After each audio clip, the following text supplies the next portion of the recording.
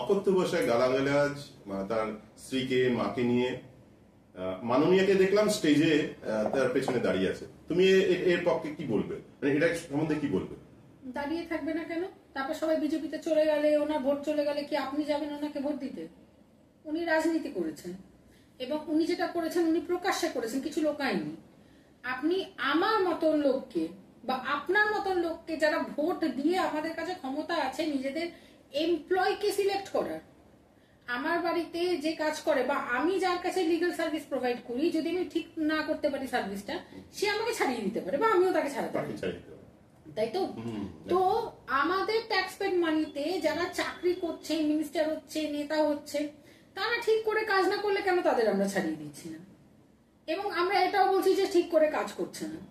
আপনি তো দেখতে পাচ্ছেন উনি কি করছে, আপনি কেন ওনাকে ছাড়াচ্ছেন না? উনি তো জোর করে বসে থাকতে পারবে না। একদম, উনি পুলিশ মন্ত্রী, আর ওনারই পুলিশ মন্ত্রিত্ব অবস্থায় ওনার যারা অধস্তন রয়েছেন বা পুলিশ কর্তা রয়েছেন তাদের স্ত্রী এবং তার মা নিয়ে বলেছেন।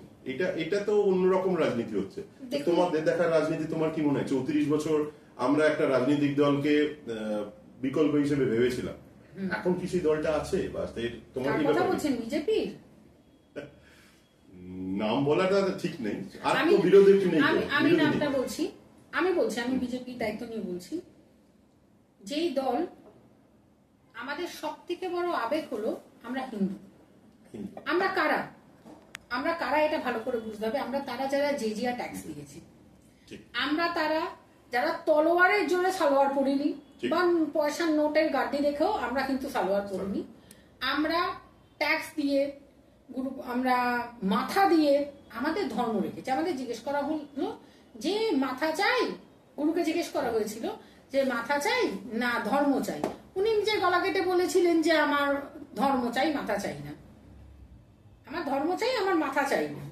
আর আজকে 2025-এ দাঁড়িয়ে আমরা বলতে পারি যে আমরা সেই সম্প্রদায় থেকে বিলং করি, আমরা সেই হিন্দু যে AK-47-এর সামনে দাঁড়িয়ে সাধারণ মানুষ যার বিশেষ কোনো পরিচয় নেই, তাকে যখন জিজ্ঞেস করা হয় তুমি কে, সে গর্ব করে বলেছিল আমি হিন্দু, এবং সে গুলি খেয়ে মারা গেছিল।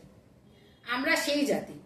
এই জাতির সেন্টিমেন্ট নিয়ে যেভাবে বিজেপি খেললো, বিজেপির সাধারণ কর্মকর্তারা যেভাবে মার খেলো এবং তাদের জন্য কিচ্ছু করলো না, মানে সে মন বিজেপি। মমতা ব্যানার্জির থেকেও বিজেপি বড় শত্রু আমার মনে হয় হিন্দুত্ব। এটা আমার ব্যক্তিগত ধারণা। তারপরেও তুমি তো আগে এগিয়ে যাও এই হিন্দু। হ্যাঁ, কারণ হিন্দু কখনো তো বিজেপির নিজের পৈতৃক সম্পত্তি নয়। আমি হিন্দু, আমার প্রথম কর্তব্য আমার ধর্মের জন্য দাঁড়ানো।